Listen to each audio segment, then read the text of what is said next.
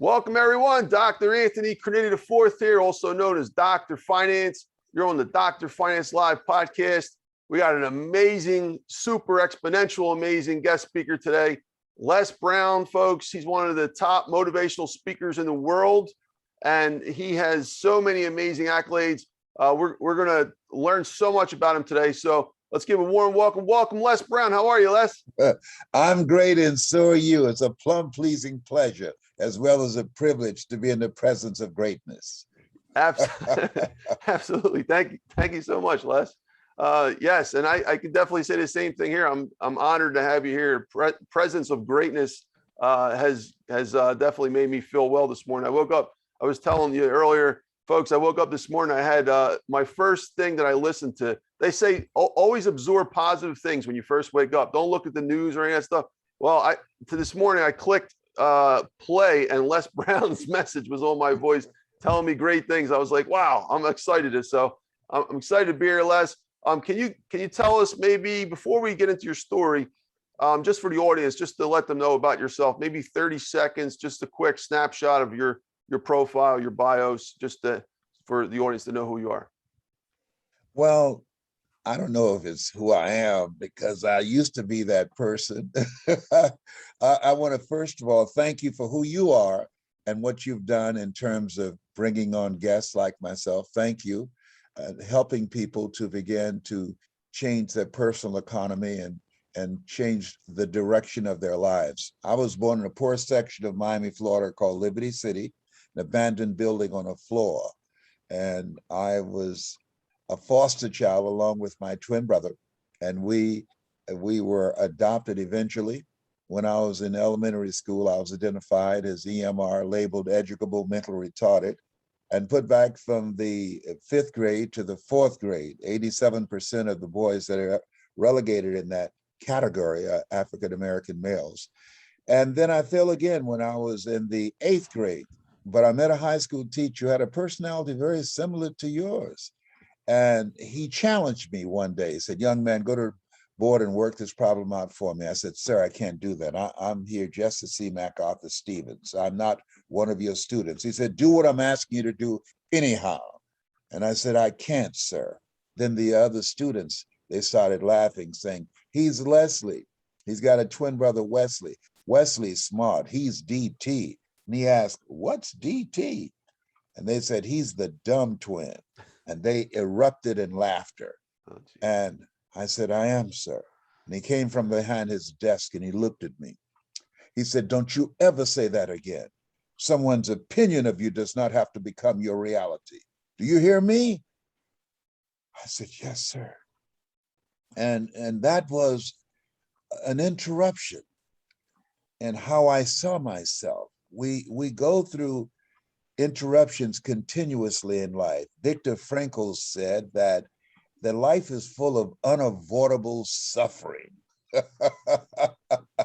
We have interruptions and transformations to accommodate the interruptions so that we can navigate this thing called life. I think that's me in a nutshell. I love it. Most people be like, yeah, I'm a Hall of Fame speaker, this and that. you have a great story. I love it, Les. So let's get into your story. You have a very deep story, actually. So maybe the best thing to do here is break it chronologically by decade. If you want to just tell us about your childhood, and then we'll work towards how you got to where you're at today. Maybe the first 10 years. The first 10 years, I was in the arms of poverty. We were poor, but we didn't know it. When you're in a dominant culture that is designed to destroy your sense of self, to deny you, and to suppress you, it becomes a conditioned state of mind.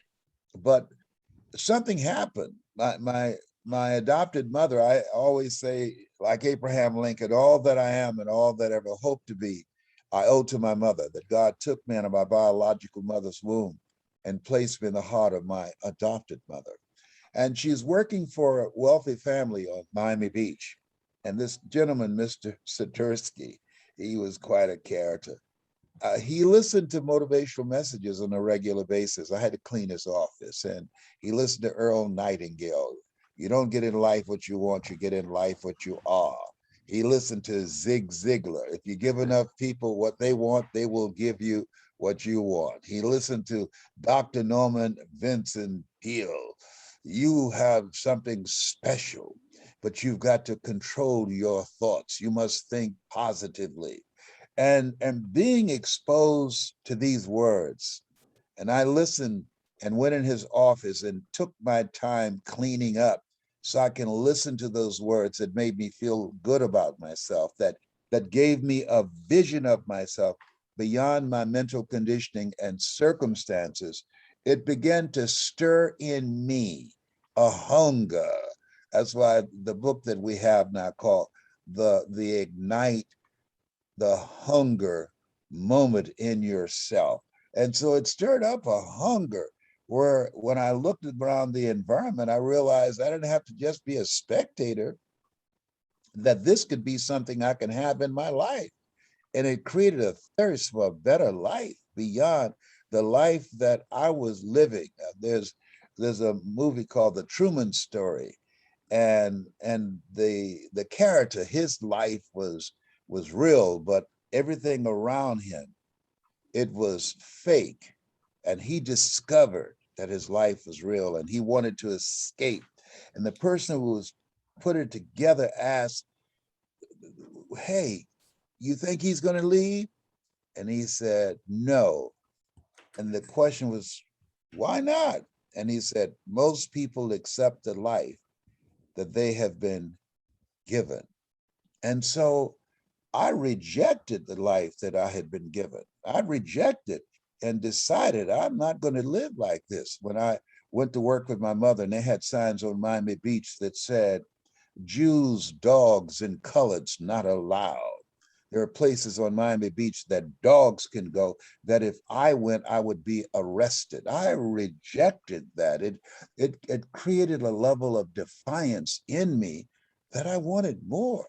And I was willing to do whatever was required for me to be able to take care of my adopted mother and to live a life on my terms, a life that allowed me to live the American experience. And so it was challenging, but that's why we say the hunger, ignite the hunger, because you can't just think positive when you're in a system that's stacked against you at every level, in every area.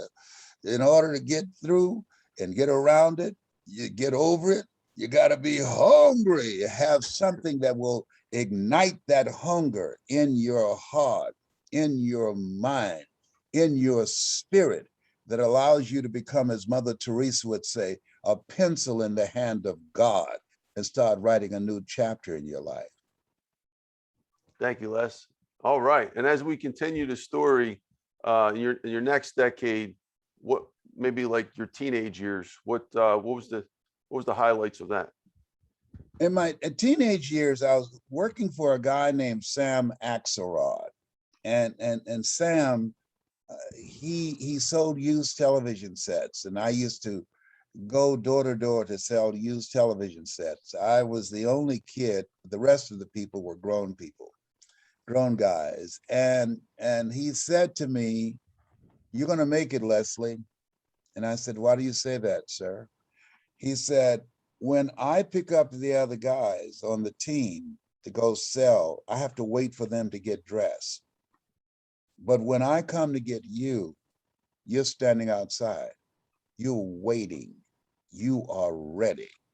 And I train people in terms of having a hunger for greatness, that people that are hungry are willing to do the things today others won't do in order to have the things tomorrow others won't have. They honor themselves by being punctual.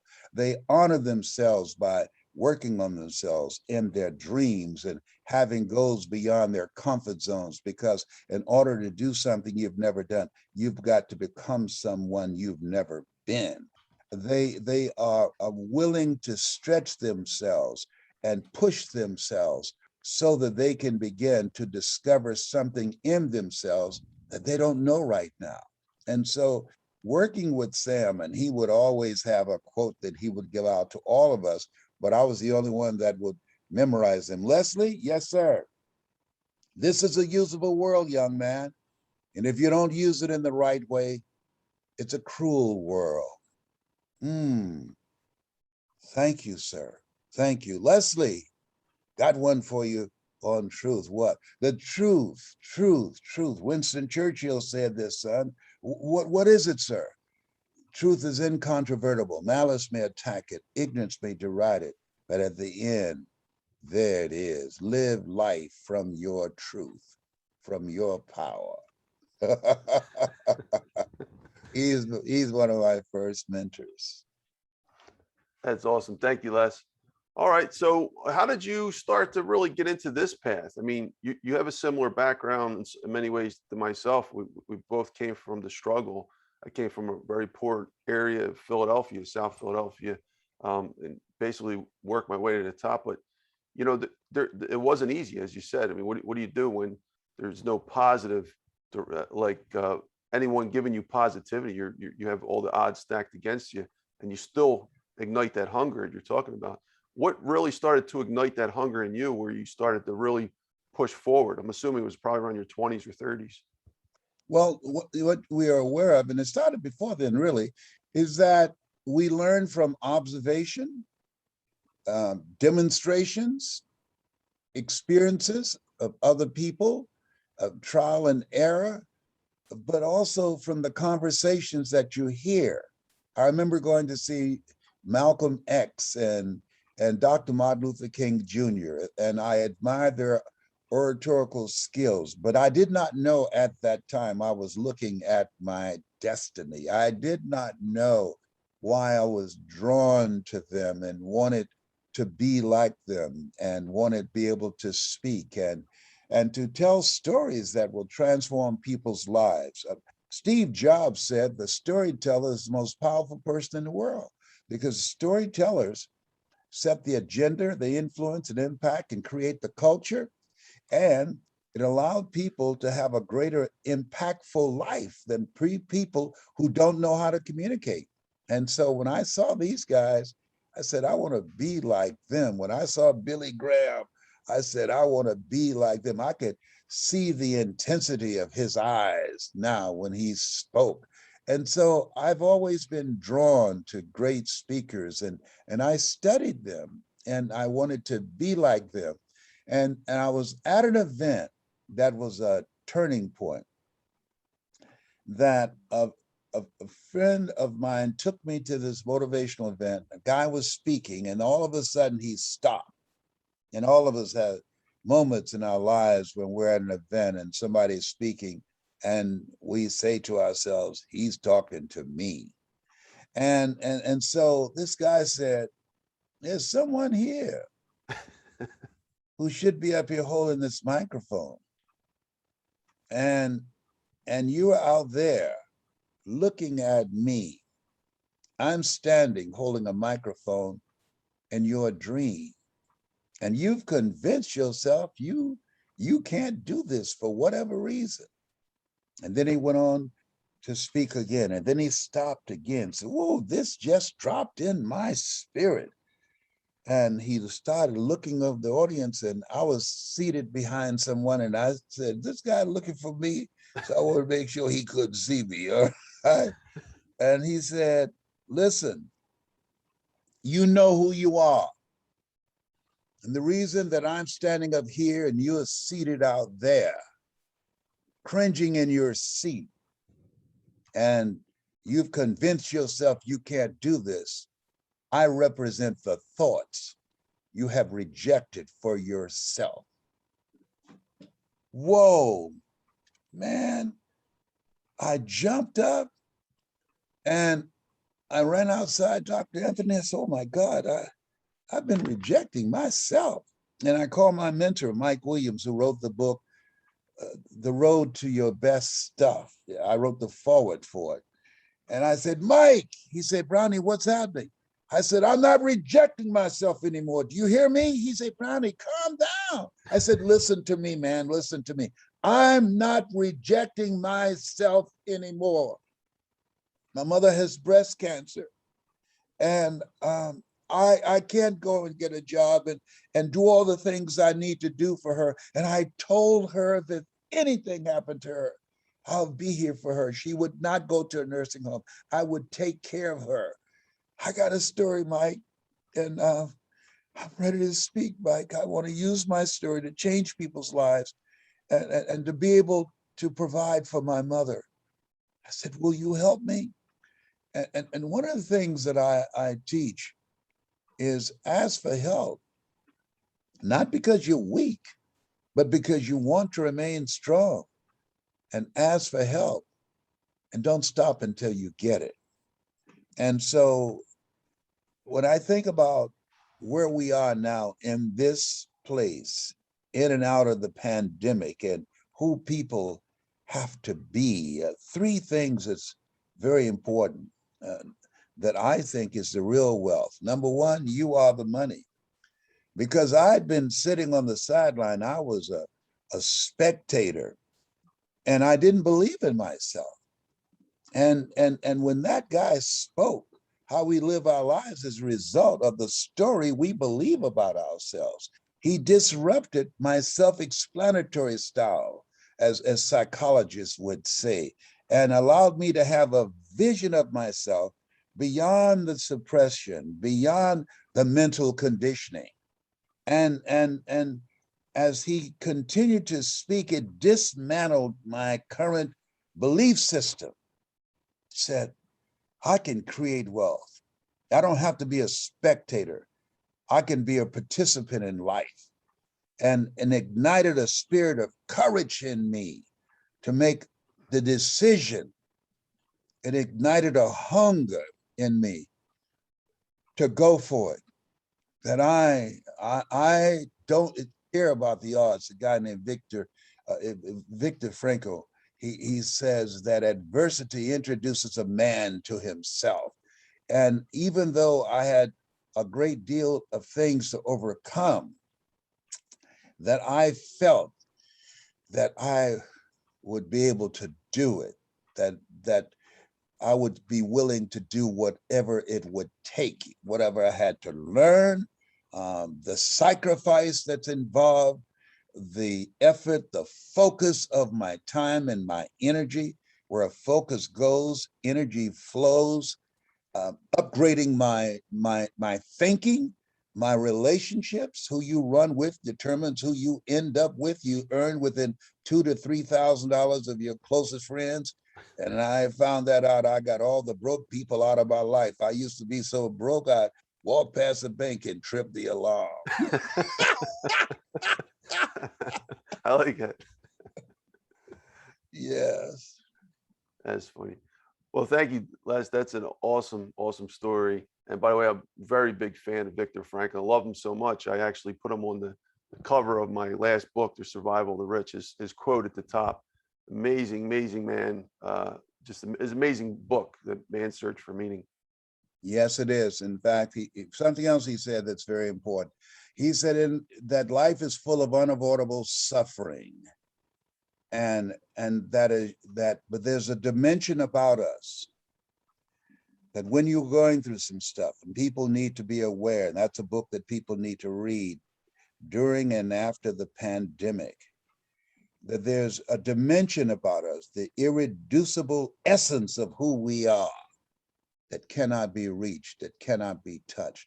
He said the Jews that survived in the concentration camps and the inexpressible cruelties of Nazism. I went to Poland and Auschwitz, and Sam was Jewish, and so I wanted to take him with me, but he passed before I became an adult like I am now. But I went in honor of him and prayed at the Wailing Wall. But he said they had three things going for them. He said either they had some loved one that they were determined to see, or they had some spiritual grounding that anchored themselves in themselves so they can maintain their sanity, or they had some cause that they believed in that allowed them to have the mental strength to face possible death each and every day, to embrace the mantra, never again, that they had something out of those three areas that they held on to, that they were willing to endure whatever they had to endure, living out of their imagination rather than out of the present moment or their history, that allowed them to face death victoriously and see a brighter tomorrow in spite of. He was a bad boy. All right. Thank you, Les. Appreciate that. Yeah, and I was able to go to those Auschwitz camps too. It's very enlightening. I mean, if anyone really wants to see the way the world could be, you just go over there and exactly like Frankel said, you can introduce adversity to you immediately. So, Oh, yes. well, thank you, Les. So let's continue with the story. How did you get your first speaking gig, and how did that whole speaking thing start to work for you? I volunteered to speak. See, I see speaking differently than a lot of people. A lot of people speak to make money. It's been hijacked for people who want to speak to sell. I speak because I want to change lives. I have the can't helps it. I just connected with my birth family, and I just found out. Now here I am, my 77th year on the planet. Wow. My grandmother, Beulah Rucker, they have the Rucker Museum. She was a motivational speaker, an educator, and they established a museum in her honor for the difference she made in Gainesville, Georgia. I now live in Atlanta, 1 hour from there. And my birth mother, my adopted mother's name was Mamie Brown. Her birthday was November the 6th. My birth mother, her name was Dorothy Bell Rucker. She was a motivational speaker, and she sang and she played the piano. They said she played it so good, she could make it walk. And so here are two people that I never saw, never had any exposure to them. And I met two brothers that I did not know I had. And when they met me, they said, this is uncanny. I said, what do you mean? You are just like our mother and grandmother, and you never saw them. And so, Wow. and I realized something, but I think about them, that I believe with all my heart and soul, we all have built-in greatness and the power and authority and dominion in us to live a life of significance. Oliver Wendell Holmes said we should be ashamed to die until we've made some major contribution to humankind. But you must be willing to focus on self-development, because you don't get in life what you want, as Earl Nightingale would say, as you're aware. You don't get in life what you want, you get in life what you are. That you must be willing to focus, that you must have a social connections with relationships with family and friends, people that support you and believe in you and encourage you, and your reason for being. And you must have the ability to make a difference in your own life and the lives of others. And so when I look at myself now and finding my DNA, my lineage, I said, whoa, I have the can't help us. As much as I've chosen this path, I was chosen for this path, but I was willing to do the work. I was willing to allow myself to answer what I felt was a calling. A job is what you get paid for.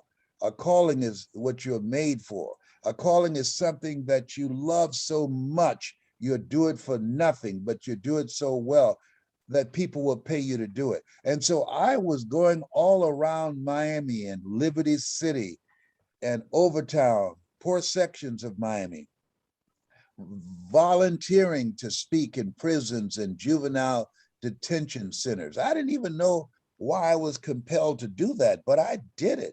And then I got into radio, and then I became a community activist. Then I ran for the Ohio legislature. That I felt driven. I did not know why I had to do this. I had to become involved and doing things to make this world a better place than how I found it and the experience that I encountered.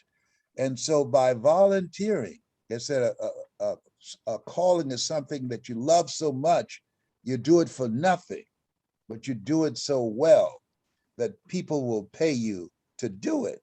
So I went from volunteering to speak, and I remember the first check I got was $50, a love offering from a church, all right? Wow. And then it began to grow to, I remember the most I've ever earned in 1 month for speaking was $460,000 in Wow. 1 month. And so what happened? Something Jim Rohn said, that we don't get paid by the hour, we get paid for the value we bring to the hour. And so because as I did it, and it was something that what I call my magnificent obsession, and I'm always looking for ways to get better at it, even now at 77, that it's something that just resonates with me. I just feel like a 35-year-old man trapped in a 77-year-old man's body. I just said, I'm 77, but I feel like I'm 35. I still got fire. I can still get the butter from the duck. So by volunteering to do it, I developed a level of mastery. I train speakers and I tell them, speakers, speak. And that if you want to make a local, national, and global impact in whatever you do, it's important that you first volunteer and get yourself into the game. Learn all you can from people that are doing it extremely well, people that are where you want to be, and you watch them and you study them, and get coaching, because you can't read the label when you're locked in the box. You want to get a mentor, not just because of what they can teach you, but where they can take you. You want a mentor that's living a life of achievement. You got a lot of people out here speaking and they haven't done anything. I have accomplished some things up in here. Selected about the top 5 speakers in the world, former state legislator, paid $5 million to do a talk show. And what I say to them, what's most important is discovering who you are. You are the money, self-awareness, and surrounding yourself with OQP, only quality people. You earn within $2,000 to $3,000 of your closest friends. The Academy Award winner Sidney Poitier said, when you go for a walk with someone, something happens without being spoken. Either you adjust to their pace or they adjust to your pace. Whose pace have you adjusted to? And being mindful of your environment. I was talking to a lady the other day, and she said, I want you to coach me to speak. And I said, why me? And she said, I believe the world is as it is, not because a few people are divisive and hateful and angry, I believe the world is as it is because too many people are silent. I have a voice. I have a story. And you said something that moved me. And I said, what was that? She said, you said the story that I'm sitting on is a story that millions of people are waiting on. And I did not like the fact when I was coming up as a kid that my mother was in a toxic relationship and she was silent. She prayed a lot and she was silent, but she did not get us out of harm's way. And that which I disliked in my mother, I found out as I looked at myself and got on this trail of self-discovery. I'm just like my mother. And I decided, as you would say, rob the cemetery of your voice. I'd given my voice away. And I've got a story. And I want to help other women who've given their voice away to speak, to talk about what they're experiencing and living a life that's not them. They say that most people die at age 25 and don't get buried until they're 65. I want to activate in them the hunger, to ignite in them a hunger to help make this world a better place for themselves, for their families, and for generations yet unborn. Wow. That's amazing. Les, I got to say, I'm kind of new to this space. I came at it from an academic side, but I watched your video yesterday. I think it was called "Nothing. It's Impossible" or "Nothing's Impossible," something like that. And I don't know. After I call this era the Great Pandemic Depression, I started wondering myself. So many people have passed past year and a half. Is my tear ducts broke? Is there something wrong with my eyes? Like I can't cry anymore. And your video actually, made me tear a little bit. So it's just, you're an incredible speaker. And Thank you. you helped me learn that my tear ducts work. So, Mine do too. So yeah, man, I really appreciate you, sir. And I thank you for being here. We got a lot of stuff to cover because you're an incredible person. I really want to make sure we get this down to help a lot of people. So we got about 20 questions. I figured about 2 minutes each, if that's okay with you. Yes. All right. So I want to start first with your books. Obviously, you have a new book here with JB Owen. I want to give her a shout out for connecting us. And the book, as in your background, is called Igniting. Can you want to tell us the exact Ignite the hunger in you. Ignite the Hunger in You? Okay. Yeah, there's a scripture that says, those who hunger and thirst after righteousness, right thinking, right words, right vision, right relationships, and right drive shall be filled. That there's a hunger in all of us to do more and have more. The play Lion King, Simba, you're more than that which you have become. And so this book, we have a collection of stories of perseverance, of persistence and determination, people who've decided that the things they have gone through will not define them, but refine them to live a greater life, to rob the cemetery of their genius, of their gifts, their dreams, and to control their destiny. So that's the power of each story, each chapter. When people read it, when they get to the last chapter in this book, they'll be a totally different person because it's an experience. See, when I came into this industry, what allowed me to stand out, the majority of people, the speakers had memorized scripts, they would regurgitate it, and they would go around and give information. If information could change people, everybody would be skinny, rich, and happy. Okay, they give information from Think and Grow Rich and different other things. But I gave a speech, and I teach others how to give a speech with their story. Why? Stories are out of your heart. Where your heart is, there your treasure is also. Stories are emotional. We're emotional beings. And so it takes you to a place in yourself. The mind believes, but the heart knows. And so there are people who listen to you and your guests who come on, and they have the intelligence, they have the ability to do it, and you build a strong, credible case. If you do this and you do this and you do this and you do this, you can create wealth. Well, you can if you implement those methods and those strategies and those techniques.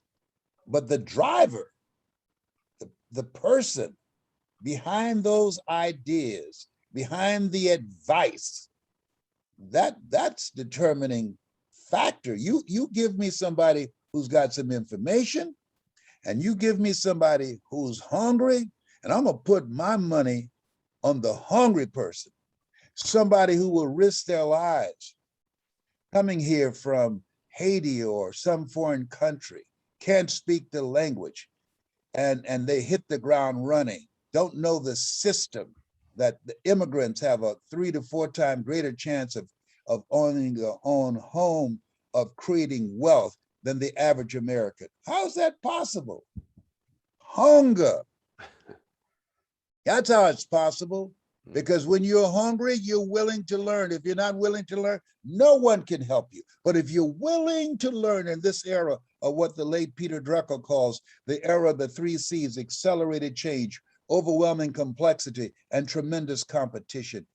If you're willing to learn this new landscape where we're going from brick and mortar to click and order, if you're willing to learn, no one can stop you. Can you feel a brother up in here? Up in here. Oh, behave, whatever. I love it. Les, you're great. All right, so you got this Ignite the Hunger in You book, and I love that title. Basically, it's, and what you just said, though, I have to stop for a second, because to me, it sounds like the person with the desire, you got to have desire, because that's what hunger is, right? You want it. You got to want it like exponentially. That's what desire is. The first chapter in Napoleon Hill's Think and Grow Rich, the first step to riches, desire. Like without that desire. Hunger goes beyond desire. Okay.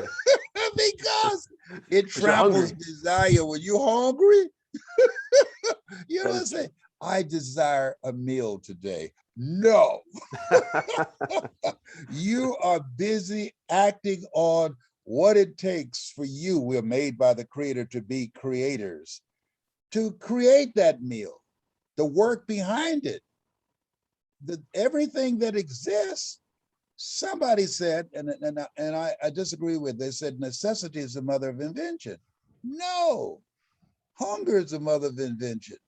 Hunger, refusing to accept things as they are in your life. Where you look at your life, you look at your circumstances, you're working on a job that's not you. That comes Sunday afternoon when 60 Minutes comes on, you get a headache. And come Monday morning, the heart attack rate in America, that it increases by 35%. People getting ready for jobs that's not them. And most of them die on the toilet. And you decide, I've had it. Those are the millions of people who've told, oh, you can go home because we want to wait till it's safer. And then they say, okay, you can come back now. And they say, no, because during the lockdown, they begin to look at their life. During the lockdown, they begin to look at their relationship and start singing a song. I feel lonely whenever you are around. And that's why the divorce rate is up 40%. And some say it's better to be alone than to wish you were. And some of you said, you know what? I don't want to do this anymore. I'm going to take a chance on me. You've been treating me like, oh, you ought to be glad you got a job. Well, guess what? My job now is to create my own job. I don't want to come back anymore. I don't want to put myself in that kind of position. I don't want to be a volunteer victim. And that's why corporations are having a challenge finding people to work. because they've been treating people like crap. And now the roosters, the chickens have come home to roost. Oh, now they say, oh, we're going to be nice to you. We'll pay you some more money. And it's not just about the money. It's about relationship currency. Remember what Zig Ziglar said? If you give enough people what they want, and what people want is respect, what people want is to be appreciated, to be valued. If you give people what they want, they will give you what you want, above and beyond how much you pay them. It's a reckoning that's going on all over the place. Come on, bring it to me, my brother. I agree. I'm right with you, Les. All right. So other than this book, though, how many other books do you have? Do you know? I have a book, other book that I have that people, I encourage them to get that also. It's called You've Got to Be Hungry. Oh, wow. And that's on Amazon as well. You've got to be hungry. And it talks about experiences that I shared. You know, we all have secrets, and we are as sick as our secrets. And in that book, I shared something that I'd gone through. I was looking at television one day, and they were talking about people who are addicted to opiates, and they started laying out the things that people who are addicted to opiates take. I just received, by the way, the Persistence and Mental Resiliency Award from Cancer Centers of America as a 4th stage cancer conqueror, 29 years. And thank you. And so when they started mentioning all those drugs, I said, hey, I'm taking those for pain. I'm taking those. And then God will have it, my youngest daughter picked me up and was driving me to her house, and I saw these cars. I said, what are these cars here? Is there a party going on? She says, no, Dad. Just come on in. You'll see. And when I came in, my other children were there, and 2 people that I did not recognize, and my mentor, Mike Williams. I said, hey, this looks like an intervention. I said, I'm the intervention king. I said, who is it we're going to intervene on? And they said, you. Excuse me?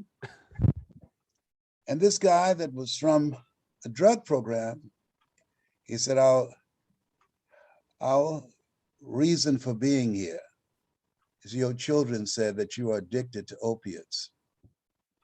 And they've paid for you to go to a 6-month program to detox, to get off the drugs that you're on, that you're taking 25 drugs 3 times a day. I said, yes, but I was prescribed these drugs. You're Les Brown. Sir, there are people who pursue drugs. There are people who are prescribed drugs. You prescribe drugs, but that does not exempt you from being a drug addict. You're not talking about me. Yes, I am. You think I'm a drug addict? And I went to my oldest son and I stood in his face. I said, do you think y'all need to do an intervention on me? You think I'm a drug addict? I taught you not to smoke and drink, not to do drugs. Do you think I'm addicted to opiates? And he said, yes, Dad. Then I went to my other son, Patrick, do you think I'm addicted to opiates? He said, yes, Dad. And he dropped his head. And then I went to my youngest daughter. I said, Serena, look at me. Do you think I'm addicted? She said, Dad, you teach us You can't read the label when you're in the box. Yes, please go with them. Everything's been paid for.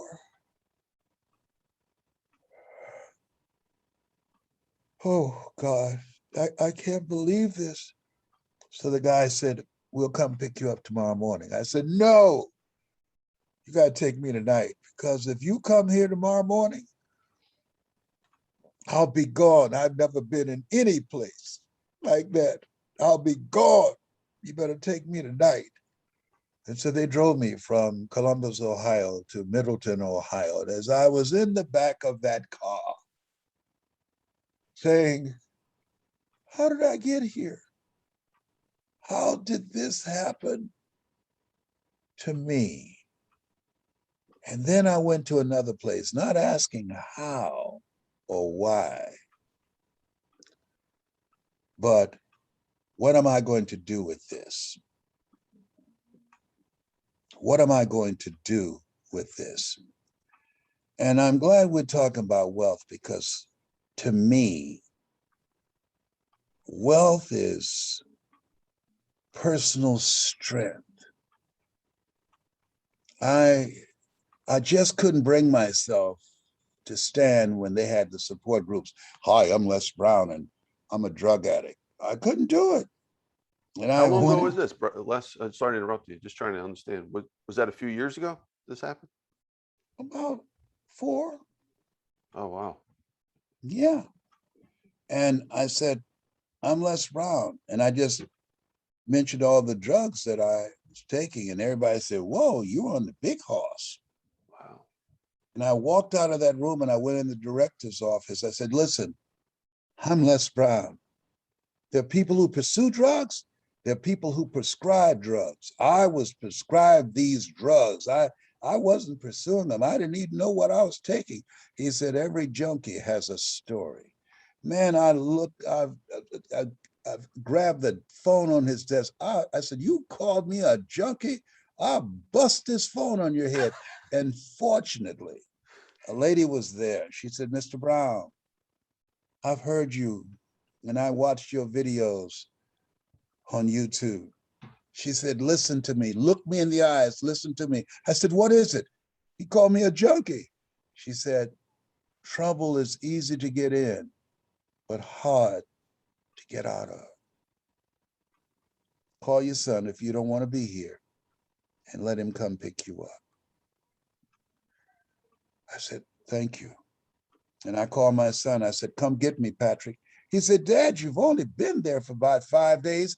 I said, listen, these people doing double takes saying, that can't be Les Brown here. I said, that's not me, Patrick. Come get me the hell out of here, or I'll walk back to Columbus in the 13-degree temperatures and freeze to death. Mental strength is very important. And when he picked me up, the director said, he'll be back. He'll be back. He can't do this by himself. He will be back. He's 72. It's hard to go cold turkey if you're in your 20s or 30s, but to do it in your 70s, not possible. I did it. Wow. They tried to put me on Suboxone. That was one addicted drug. I've asked, is this addictive? Yes. So you want me to knowingly take an addictive drug, a drug that I'll get addicted to get off all these other drugs? Yes, but this addictive drug will make it easier. I said, no, hell to the no. I'm not doing that. And I remember they said he won't make it. They rushed me to Cleveland Clinic about 5, 6 different times. My friend whose house I went to detox, she found me on the floor passed out. And I heard these doctors say, I don't think this dude is going to make it. And that was the first time that I prayed to my adopted mother and my birth mother. I said, Mama, Dorothy, Bell Rucker, I just discovered you. I need your help. You gave me life. And Mama, Mamie Brown, you taught me how to live life. I need your help. I need your strength to help me get through this, because I'm not going to take anything else that's addictive. Please help me. And I prayed that night. And the next morning, I said, I'm leaving. I said, you're leaving? Yes. I'm through with this. I don't wish this on anybody. No one. Because the dry heaves, the gagging, the cold sweats, the vomiting, I don't wish that on nobody. But I was determined. I said, I can't teach people how to do something that I'm not willing to do myself. No, I just can't knowingly take a drug that I know I will be addicted to. No, I'm not going to do that. I'll die first. But I don't recommend this for everybody. No, this will put hair on your chest. But I beat it. You never had a guest like me before. In real life, only in real life. You say, what have I got myself into up in here, up in here? That's why mental strength, social connections with family and friends, a cause bigger than yourself, a reason that empowers you. Nietzsche said, if you know the why for living, you can endure almost anyhow. And the ability to do for yourself and others, that's real wealth, not how much money you got. No. Ask me something else, please. That's a beautiful story, Les. Appreciate that. Thank you. Pardon me. I commend you on everything you've been through, by the way. You know, I know that problem personally with the pills. I mean, there's a lot of people out there in my own life that have passed because of that. And you fought through it. That's very, very difficult to do. And by the way, I didn't know that you were 77 years old this whole time. This is how ignorant I am of this whole subject. I thought you were like in your mid to late 50s. So you look really good. Take that. I'll take that, my brother. I'll take that. Yeah. I mean, for real, I mean that. You really do look you look at least 10, 15, probably 20 years younger than you look. So that's. Oh, thank you so much. You're very kind. Thank you. Okay. So Les, just in order to keep order here and get these questions answered. So that's your books. Oh, I just want to make one comment. As I'm hearing you talk about your books, I'm thinking to myself, we're very similar. We came at this whole world from a different angle. Like you came at it from the speaking angle. I never even thought about it until like less than a year ago, to tell you the truth. I was a writer first and then worked my way into speaking. And you came as a speaker and just built your way up. And then now you're starting to get into books. I think it's at some point that they both intersect, right? Like where the speaking and writing, because I mean, if you think about it, your speech is basically, it's all connected to the writing. It's one more extension down the hand to the pen of your thoughts. What it takes to write for the eye and speak for the ear is dramatically different.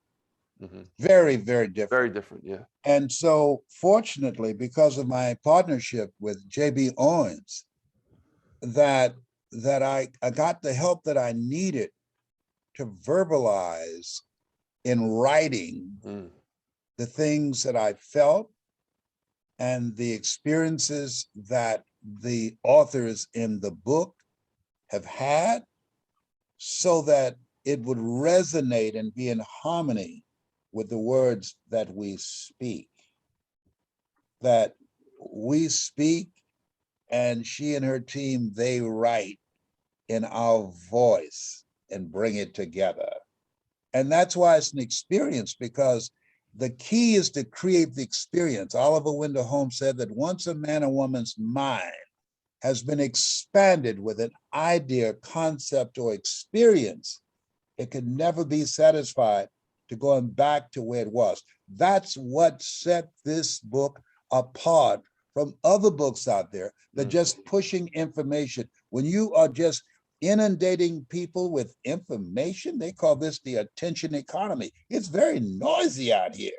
Yeah. That information only impact 2 areas of the brain, but an experience, a story, it impacts 5 areas of the brain. So our goal is to give people hope. The suicide rate is up among adults and our children. 47 million people lost their jobs before the pandemic, and even millions more lost their jobs that are not coming back. We have unexplained violent behavior that we've never seen before, mothers killing their own children. No, that's not who we are as a country. We live in the greatest country in the world. People getting out because of a fender bender and shooting someone.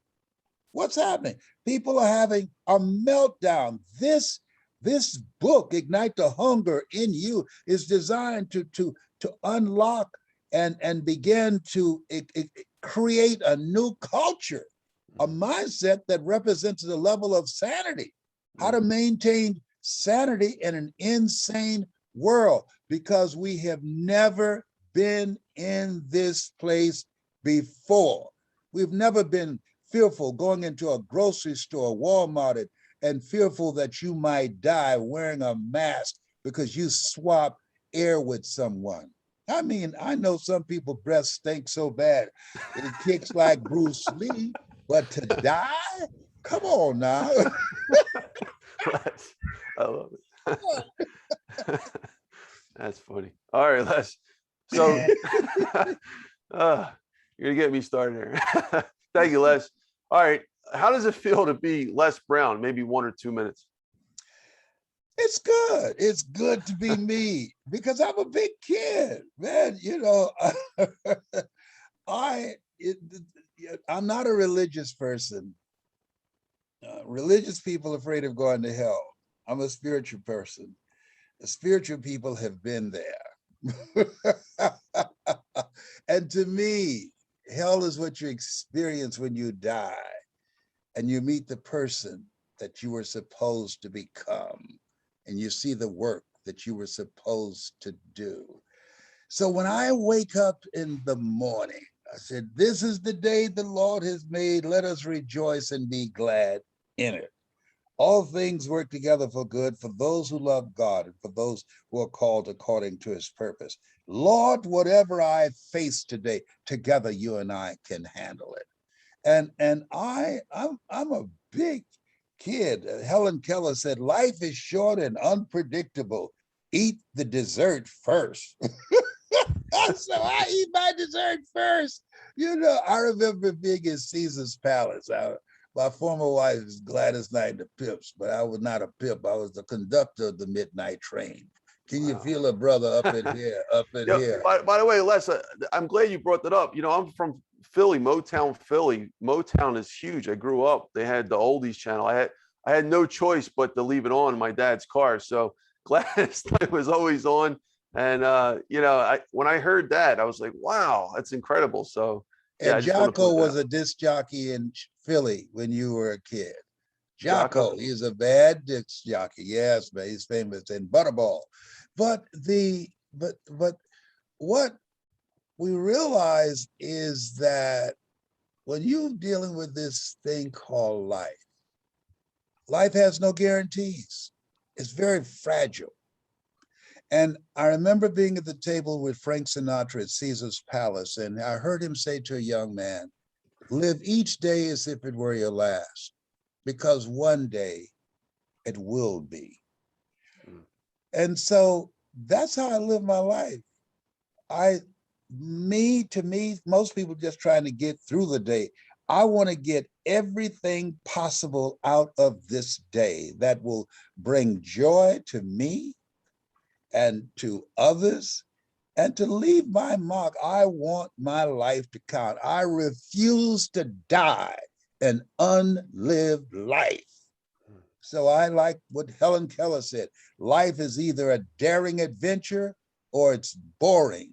So this goal at this place at 77, my goal is to be a grave robber, to rob the cemetery of my passion, of my dreams, of my voice, of my story, of the people that I can transform their lives and allow them to live and go into a future that I want to see. Leo Tolstoy, a Russian author, he said, as I face inevitable death, what is the meaning and purpose of my life that will not be undone when I'm gone?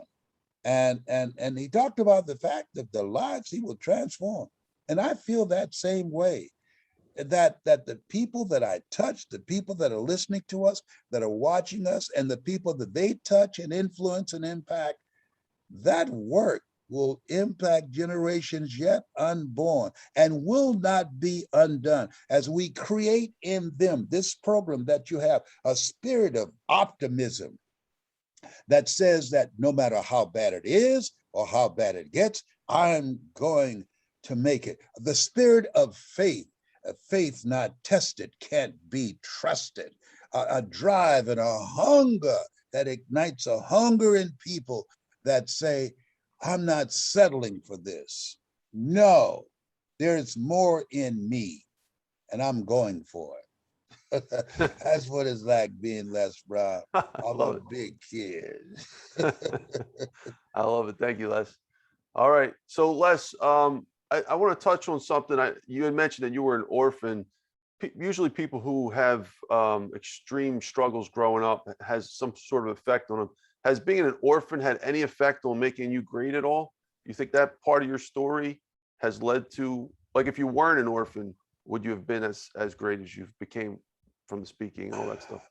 Well, I believe that it has had effect that I didn't know.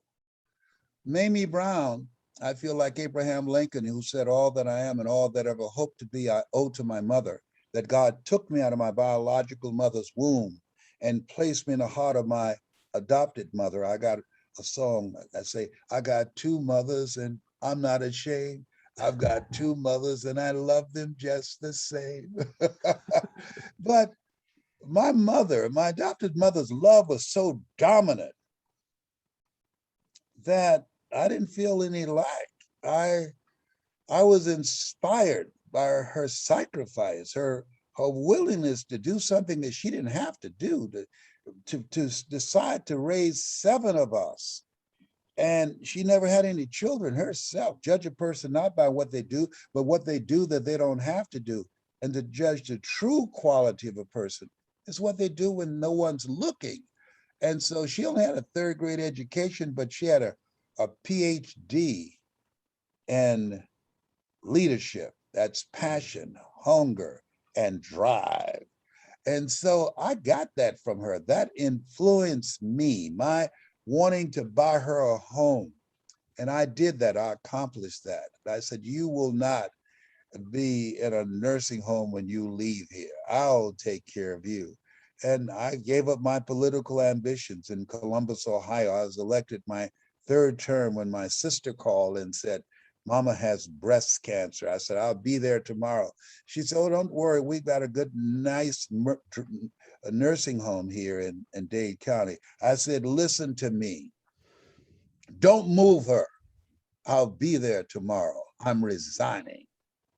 You don't have to do that. Listen to me. Don't move her. And when I rang the doorbell, when I flew down to Miami, I could hear my mother's voice saying, when Mildred, her friend, said, Mildred, what's wrong, baby? I heard you scream in there. Leslie's here, Mamie. Leslie's here. And I heard my mother say, I knew he would come. I knew my boy would come.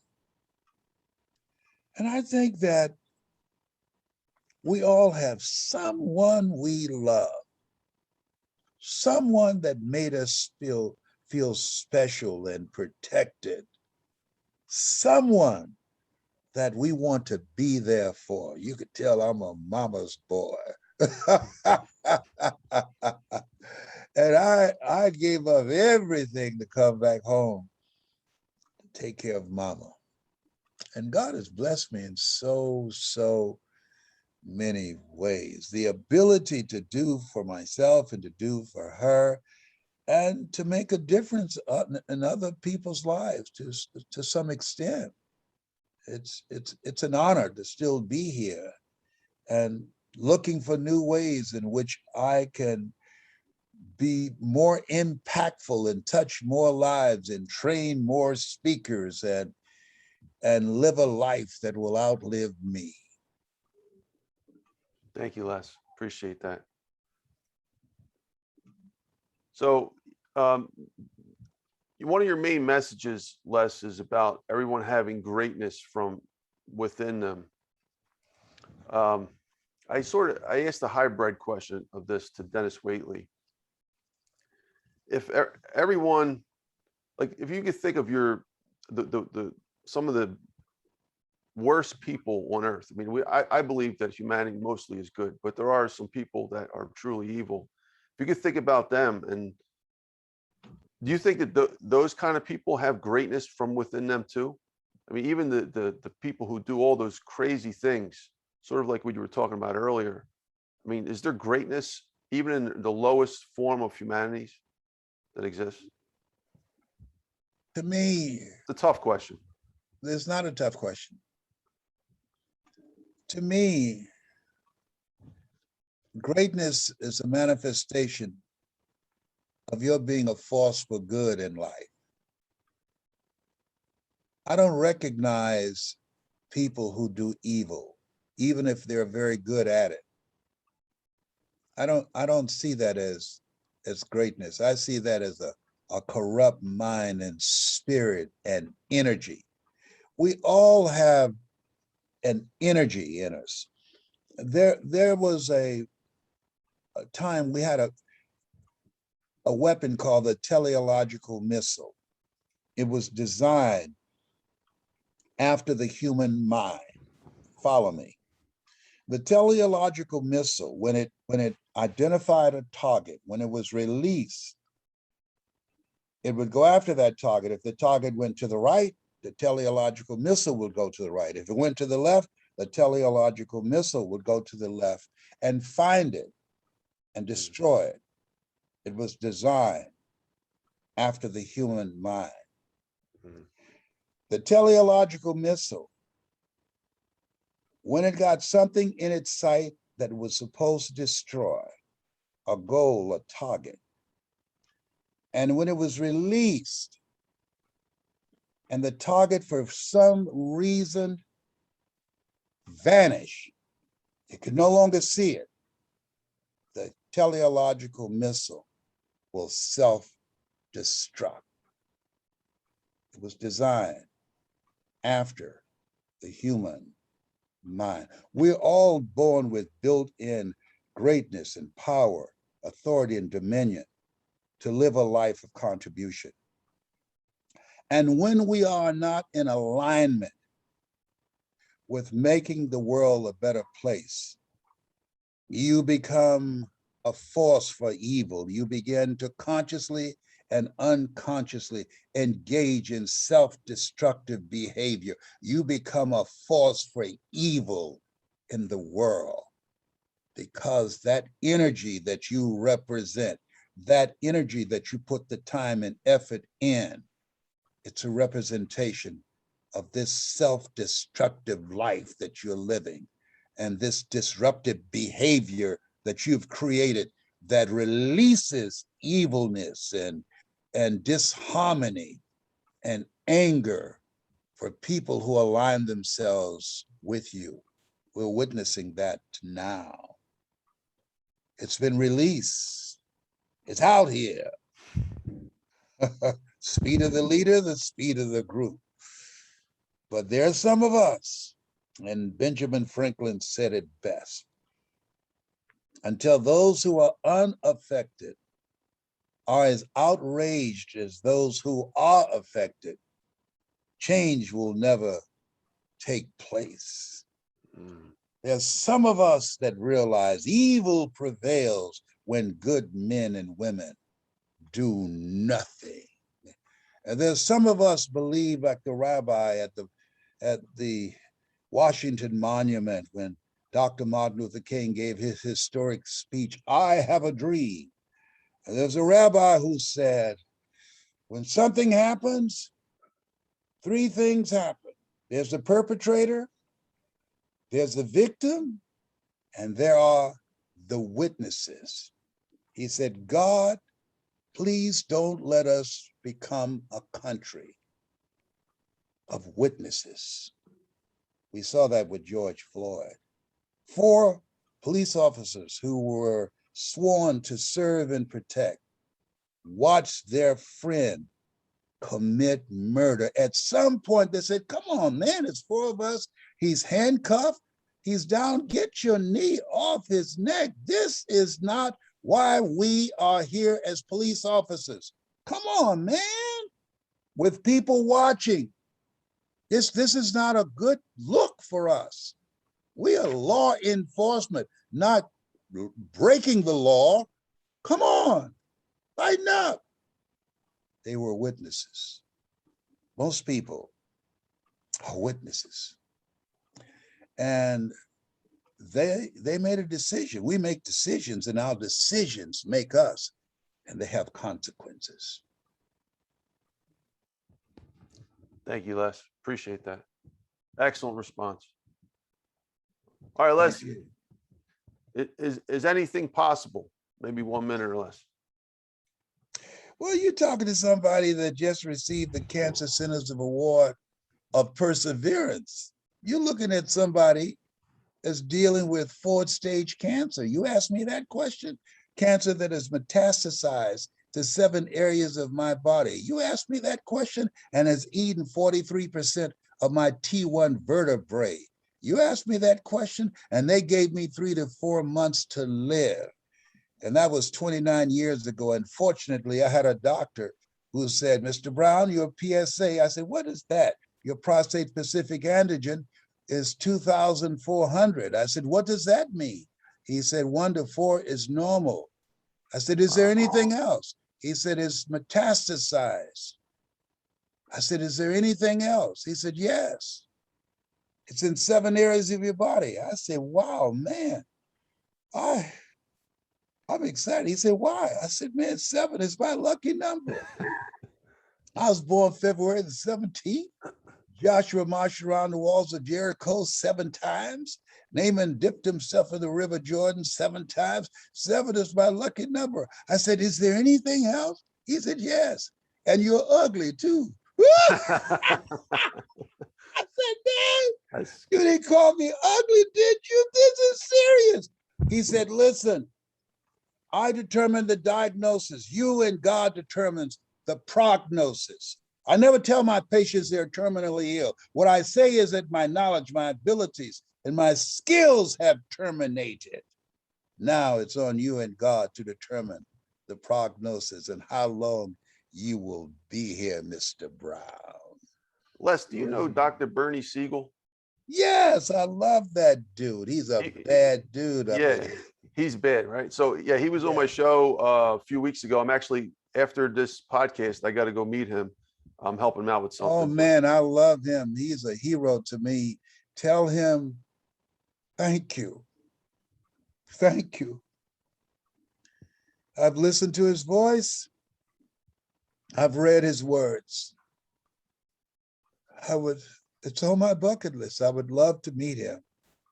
You never met him before? No. Oh, wow. I will make that happen. I would appreciate that. That'll be a gift to me. He's become a good friend of mine. I'll make a note of that. Oh right man. Now. Yes. We don't deny what's going on. We defy what's going on. He's a bad boy up in here, up in here. And the reason I mentioned him because when his story is about people like yourself, just like all the people that came through his office, they would hear the same. he would come to them, they would come to him and say, you know, I just experienced this with my doctor. They told me I got a month to live. And here they're living for 5 years plus, and they can't explain it because he just asked them questions that no one else did. Like, you know, why do you want to live? And they started thinking about it. Oh, I got to live for my kid. And the mindset enabled them to live so much longer. And you're probably the exact perfect example of his clientele. Yeah, he got them to have a reason for being here. Nietzsche said, if you know the why for living, you can do it almost anyhow. And so he got them to create a shift in their thinking, how they saw themselves and what they were dealing with. Yes, he's very profound, simple, and yet deep and profound, a healing voice on the planet, an anointing, a blessing to all of us, a treasure for the planet. Thank you, Les. Appreciate that. Yeah, I'll definitely make that connection for you. Next Please. question, we're going to get into some more lighter stuff. What is your definition of motivation? Motivation is the willingness to do the things today to make a difference in your life and the lives of others, and to hold yourself to a higher standard. Doing the things today that others won't do in order to have the things tomorrow others won't have. Thank you, Les. What are some of your favorite tactics to help motivate unmotivated people? Maybe a minute or so. Well, I don't believe that there are unmotivated people.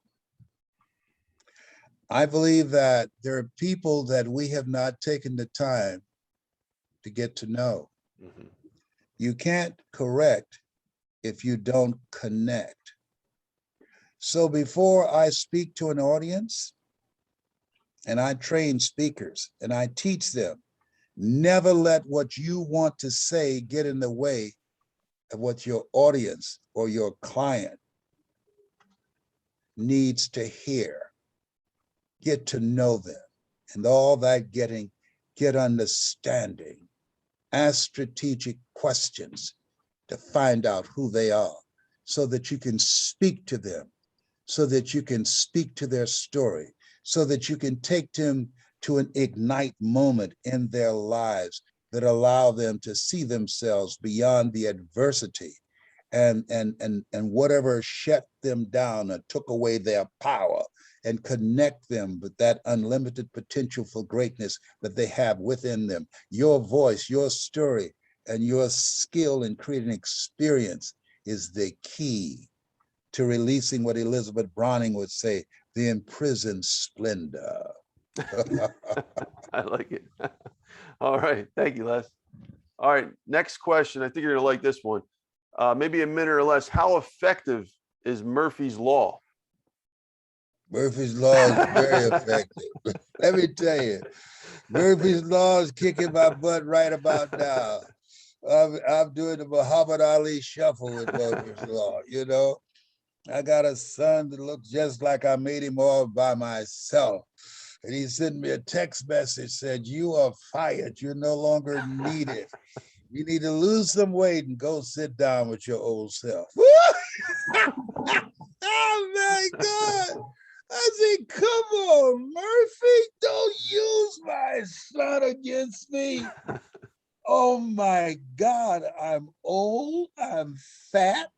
My services are no longer needed in something that I created before you were born.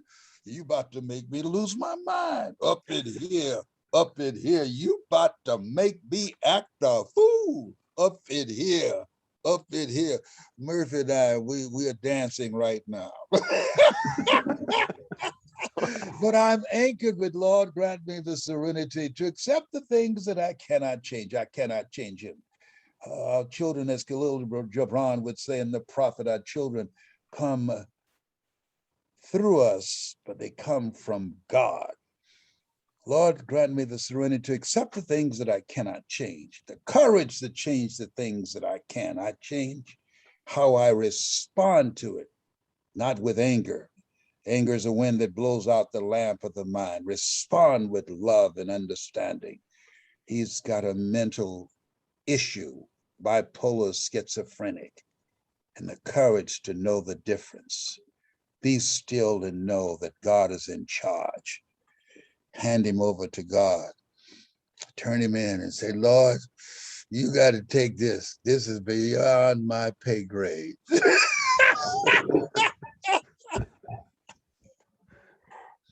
Thank you, Les. I thought you'd get a kick out of that question. I heard your speech. You brought up Murphy's Law. It was having me. I was laughing so much. It's so true.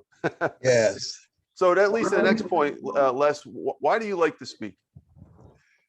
Because I am who I am because someone spoke and gave me a different vision of myself. Someone spoke and disrupted the limited vision that I had of myself. Someone spoke and I heard his voice. And at that time, I did not know who my biological father was, and he became my spiritual father. And those words that he spoke allowed me to liberate myself from a limited belief system and vision I had of myself, and allowed me to live a different life, to discover in an ongoing way who I can be and what I can become if I have a thirst and a hunger to live a life of significance. And I want to be that kind of person to people. We learn, we earn, and we pass it on. So I want to be a messenger of hope. I want to make a difference in people's lives that he made in my life. When my adopted mother said, Leslie, you're going to be all right, boy. She spoke. Had diphtheria. She spoke. And I felt better. So I know the power of words. Death and life is in the tongue. It didn't say life and death is in the tongue. Death and life is in the tongue because we speak more death than we do life. And so someone spoke life to me and brought something out of me and took me to a place in myself that I couldn't go by myself. And I want to continue to do that until I leave here. I told my children when they say, your father has died, tell them, don't bury me for 3 days. And put on my tombstone, my father aspired to inspire until he expired. And sneak down to the morgue and put a microphone in my hand. And if I don't grab it and say, you gotta be hungry, you call your brothers and sisters and say, he's gone now. He's out of here. Yeah, death got it now. But he's still talking.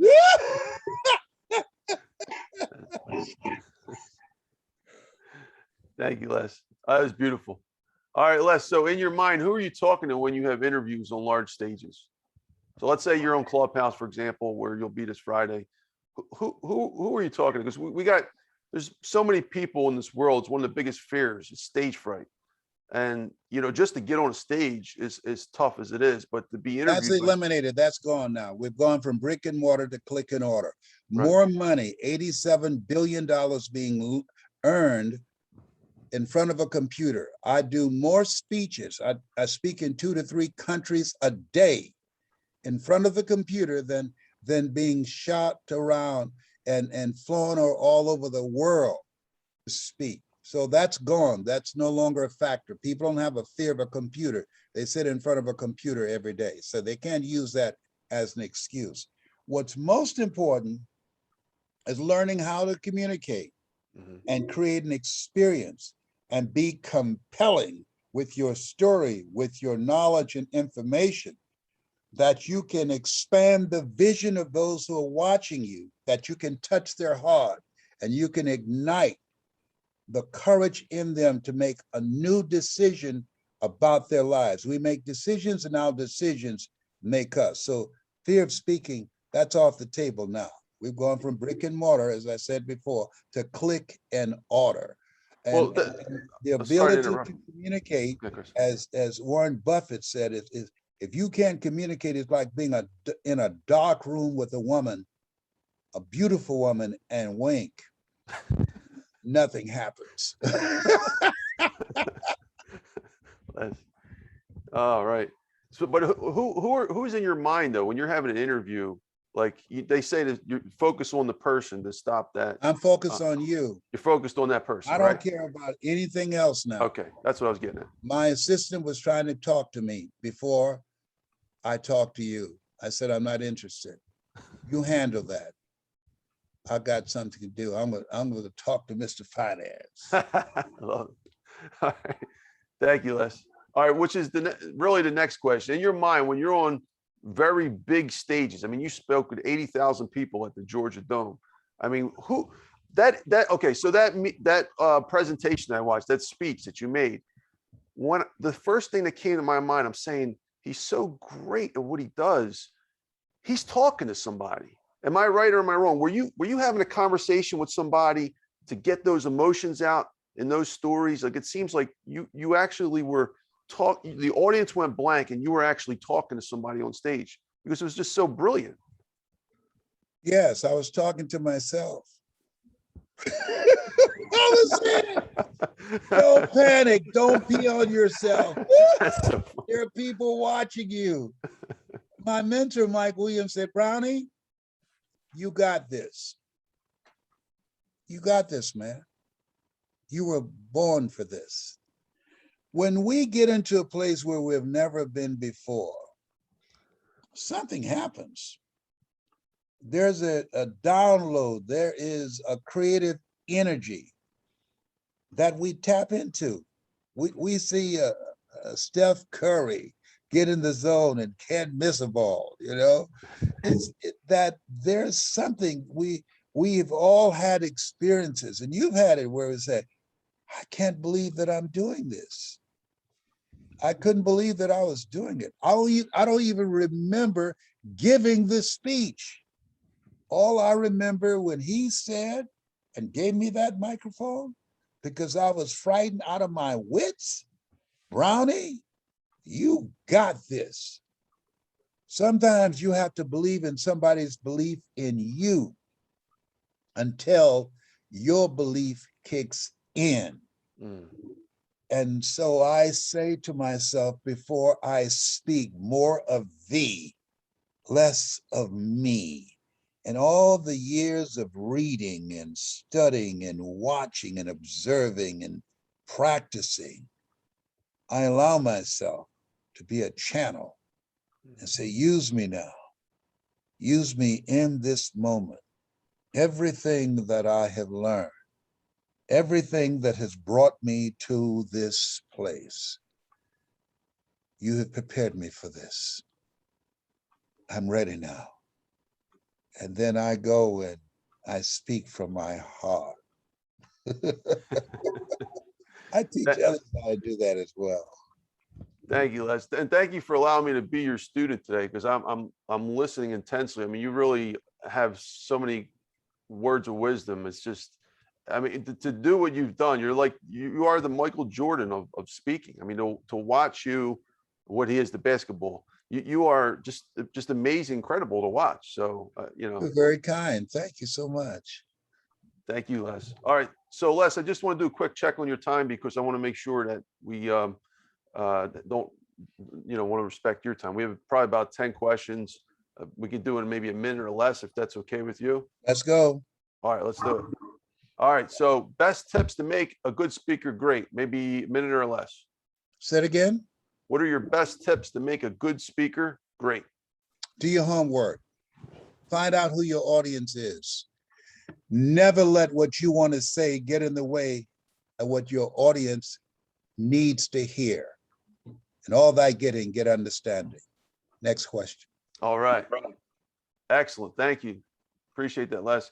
All right. So Jim Cathcart, who became a recent good friend of mine, He was on the He's a good podcast. friend of mine too. Haven't seen him in a while. A member of the National Speakers Association. He told the story on the podcast. Yep. And that's what I was going to get at. And he said, very good things about you. So he had said, I asked him the same question I just asked you. And in response to that, he said something that I resonated with me a lot. He said, a great speaker is a great person who speaks pretty well, not a person who is not great, who gives great performances. That's an actor. You must first develop the greatness within you. Thoughts? I agree with him 100%. And he's a great person. I admire him very much.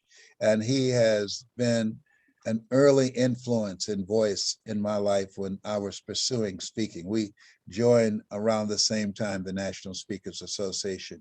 When I train people, I say, let's focus on the messenger first, and then on the message. People say, practice what you preach. And I say, no, preach what you practice.